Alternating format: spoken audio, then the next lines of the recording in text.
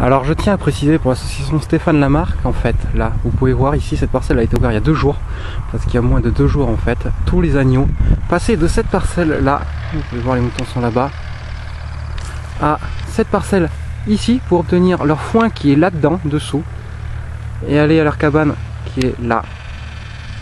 Voilà, ainsi qu'à l'autre parcelle qui est un peu plus loin, on voit le portail ouvert. Donc, les agneaux étaient passés par-dessous ce grillage qui était fermé jusqu'à ici. Donc en forçant, on voit les restes de laine, suivi ensuite par les mâles et les femelles, les adultes qui allaient rejoindre. Donc sur cette autre parcelle là-bas, l'animal que je vous ai montré qui a été malade et qui n'arrêtait pas de bêler. Voilà.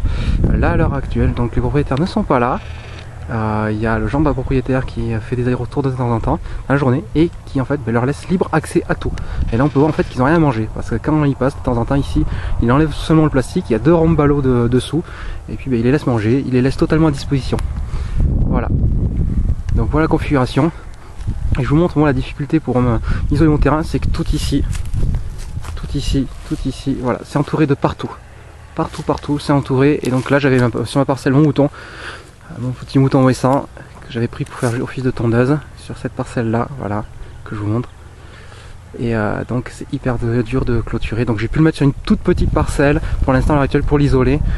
Bon heureusement comme il est jeune ça lui suffit, autrement il avait toute cette parcelle là pour lui et rien que lui tout seul, mais là à l'heure actuelle je suis obligé de l'isoler. Donc voilà, si jamais il y a un contrôleur, donc qu'il sache bien que c'est parce que je dois l'isoler par rapport aux autres animaux que je suis obligé de le mettre dans un petit espace. Mais heureusement un petit espace, il y a beaucoup d'herbe bien verte, donc il mange, et en plus on lui donne du foin, on lui donne tout ce qu'il faut pour bien s'en occuper. Voilà, c'était Monsieur Cassuti pour l'association Stéphane Lamarque pour l'enquête. Je vous remercie, au revoir.